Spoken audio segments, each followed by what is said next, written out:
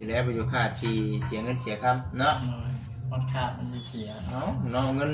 200,000มันไม่ได้หน่อยได้เนาะตะกี้เพิ่นเว้าลายดิบ่ตะกี้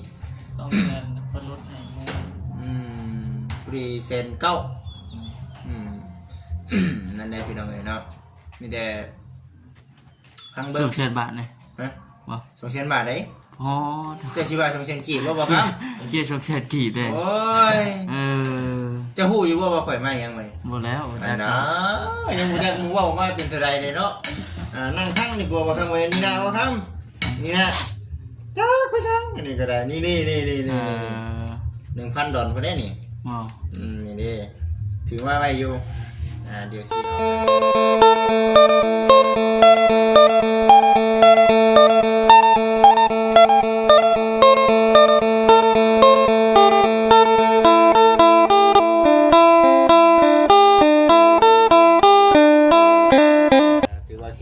พี่น้องให้ทักทายสบายดีเด้อพี่น้องเด้อเนาะบอกคำมากับบอกคำมื้อนี้ก็ได้พี่น้องเลยเนาะเอาสบายดี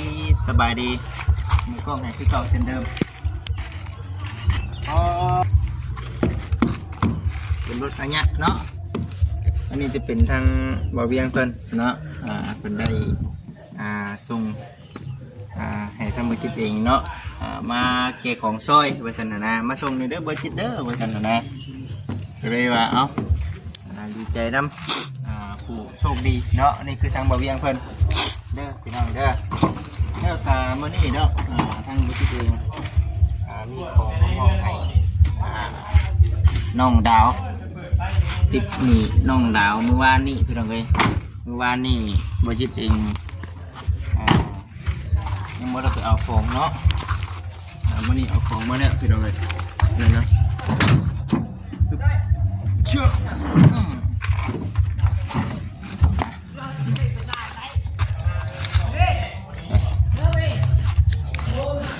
อะไรพี่น้องเลยแต่เบิ่งพอดีว่ามื้อนี้กูจิเองเอานั่นมาพี่น้องนะเอามาเงาะแล้วก็เป็นปลาแดกนี่ถุงยางมั้ยยังปลาดุกถุงยางมาใส่ยังถุงยางนั่นไงเนาะยังอยู่ยังเลยวะเราเซตู้ได้ไว้ปลาดุกพันพี่น้องเลยเนาะเอามาว่าใช่น้องดาวขังไว้กินโดนเอ้ยเนาะมับแล้วพี่น้องเลยเนาะมับแล้วบัดว่าน้องมากันแบบหมดละพี่น้องเลยปลาดุกว่าสิมาขังไว้ตายพี่น้องเลยมากันไปกัน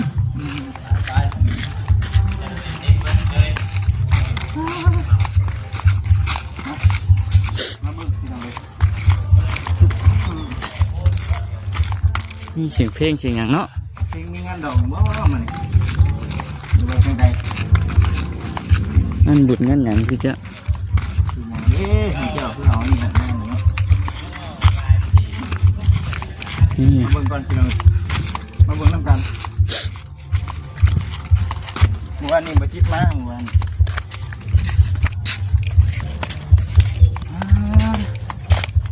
เปิดได้ป่ะเล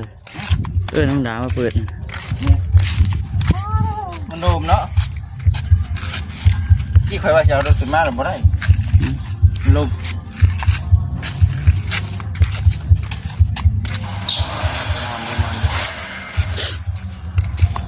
ผู้ช่วยมันมาอีกบ่มันผู้ช่วยมันมาบ่โอ้โหปวดหัวม่วงนะม่วงพี่น้องยันโบกเนาะน้องสบายดีเด้อสบายดีทุกทีติดมึงเมาเป็น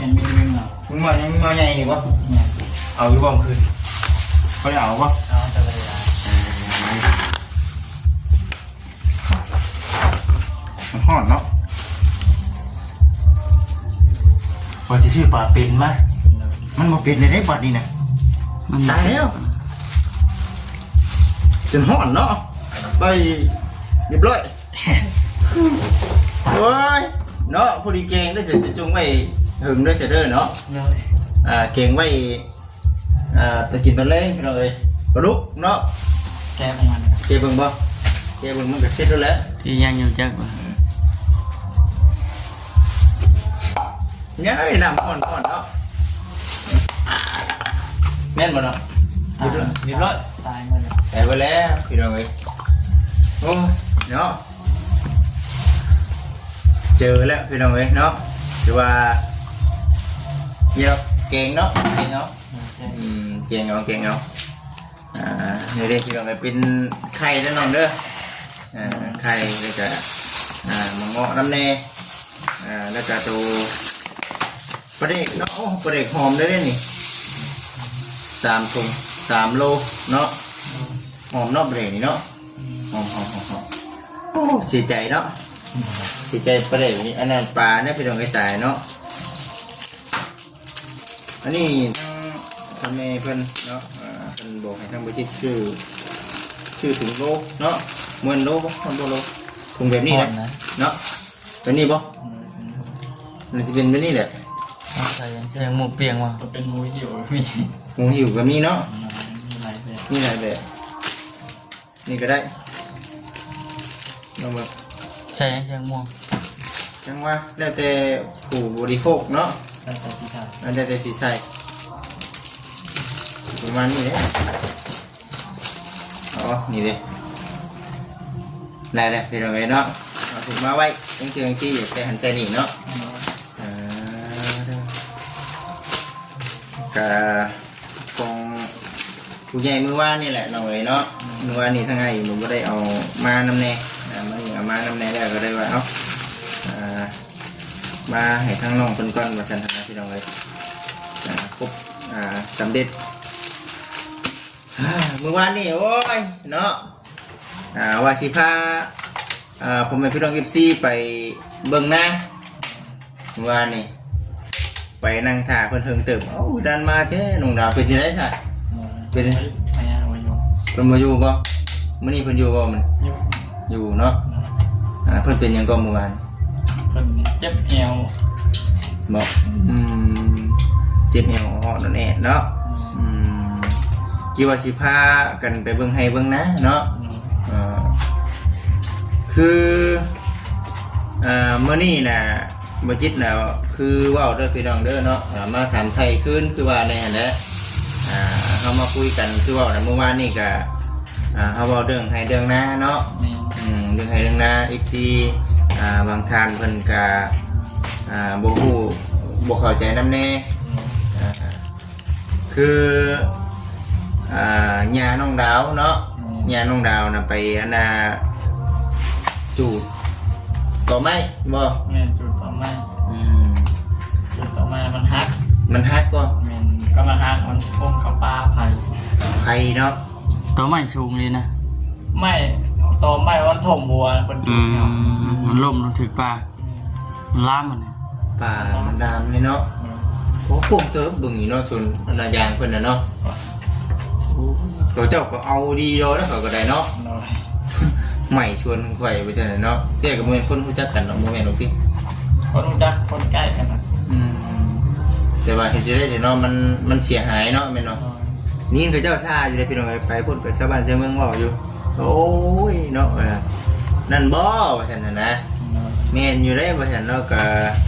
เป็นโทษเป็นหนี้คือสิเอาเงินไปจ่ายให้เขาเจ้าพร้อมดิคือที่แรกน่ะถ้าบิดน่ะเราเคยปลูกบ่ส่วนยาง ก็ถ้าเราปลูก หากปลูกปีนี้ ปลูกได้หลายปีแล้วคนก็ยังไม่ได้เคยปลูกอย่างเดียวก็ลองปลูกเหมือนกันนะ โอ้ ไงนะว่าต้นยาง ต้นจำแคนนะ โอ้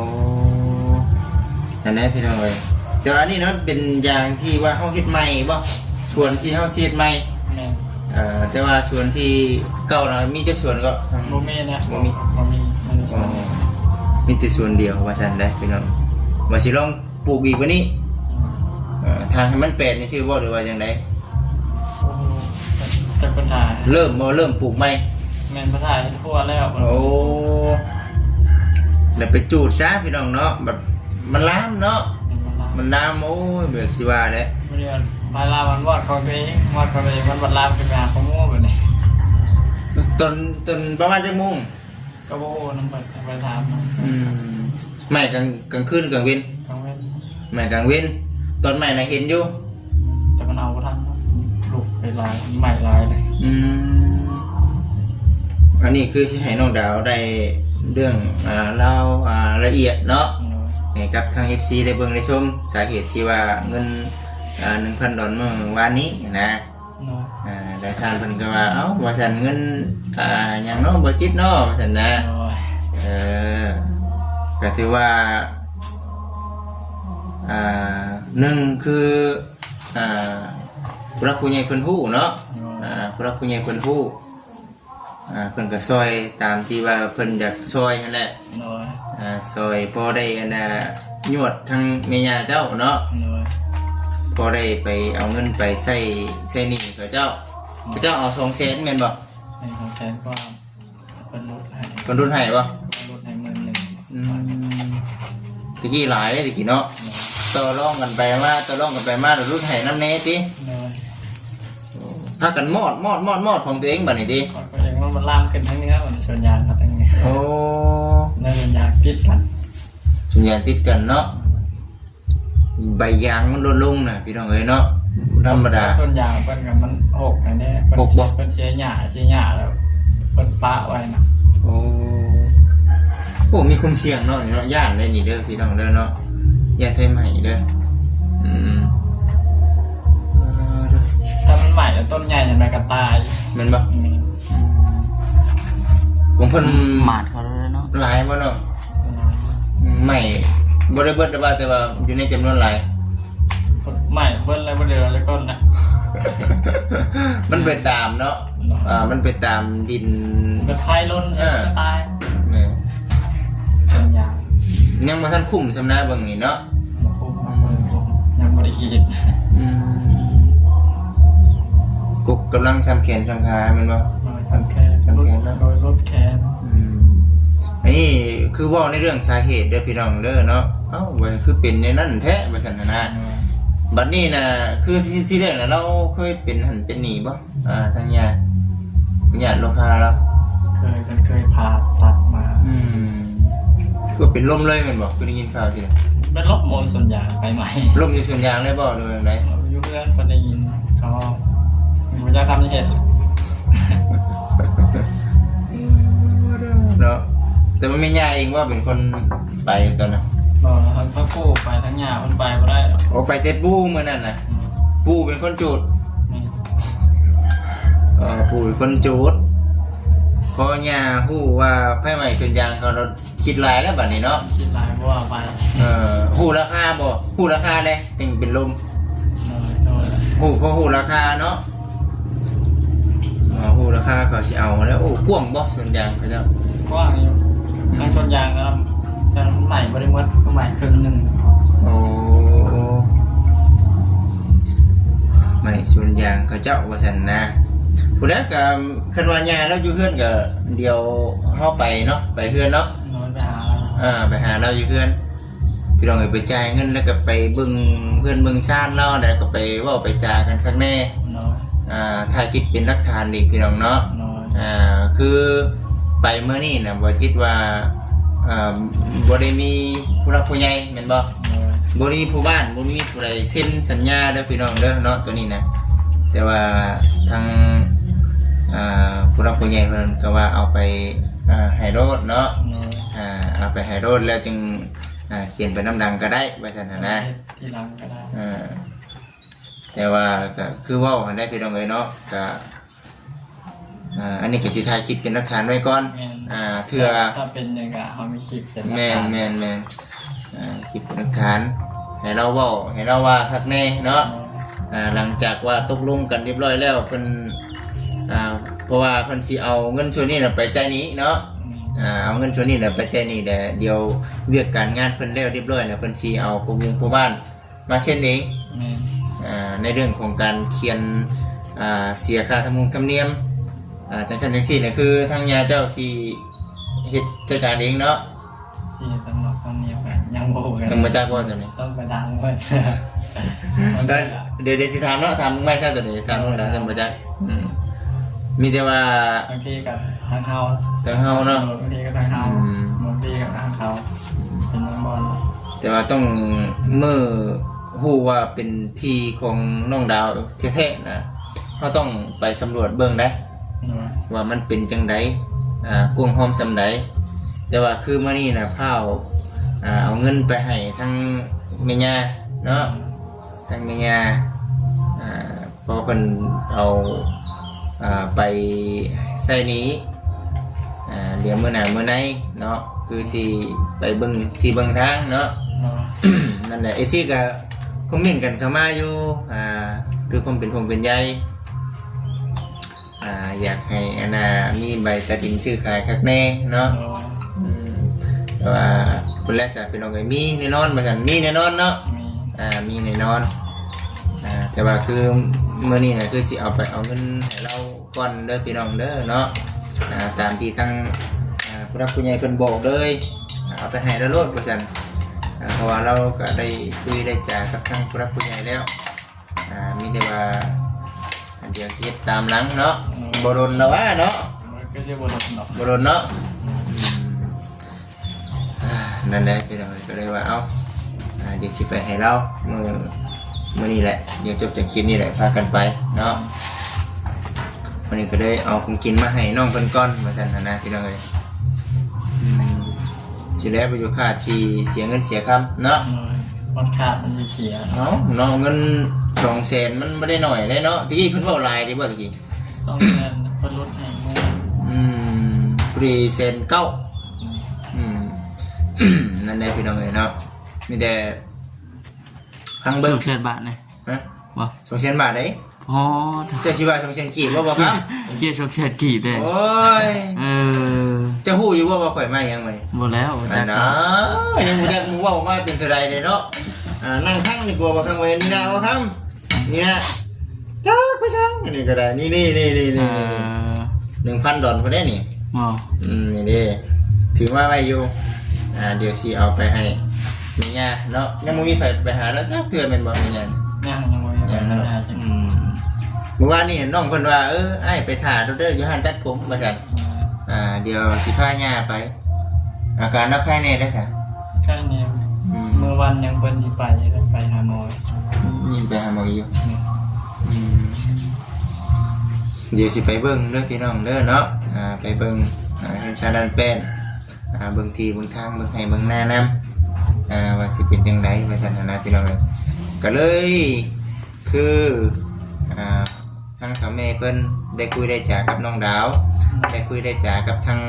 ย่าน้องดาวเนาะเพิ่นว่าคือจิตใจเพิ่นเนาะเพิ่นก็อยากซอยทางย่าเพิ่นนำแต่คันว่าซอยย่าไปแล้วแบบว่าทางย่าก็ว่าอยากให้น้าน้องได้ตังให้ลูกให้หลานนำเนาะเบิ่งสั่นพี่น้องเอ้ยจากที่เฮาบ่มีให้มีนามาเบิ่งบัดนี้สิเป็นจังไดเนาะในความคิดใครกลัวไปหาเฮ็ดนาของเขาเจ้าเนาะซื้ออยู่ซื้อกินเองบ่จักเฮาอยู่นำเฮาซ้ำนี่10 สอบก็กุ้มได้เนาะ10 สอบก็กุ้มพี่น้องเนาะในเรื่องให้เรื่องนาในเรื่องเขาเรื่องน้ำเนาะลองเบิ่งบัดนี้น่ะ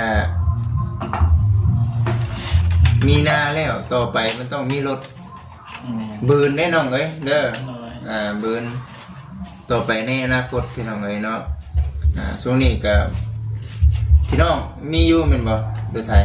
มีอยู่เนาะมีทั้งยามีทางยามีช่วงนี้ปัจจุบันนี้ขอเอารถไทยของเพิ่นก่อนเฮาใหญ่กว่านี้เฮาหาเงินหาคำได้เด้อเขาจึงหามาเฮ็ดหามาใส่เนาะ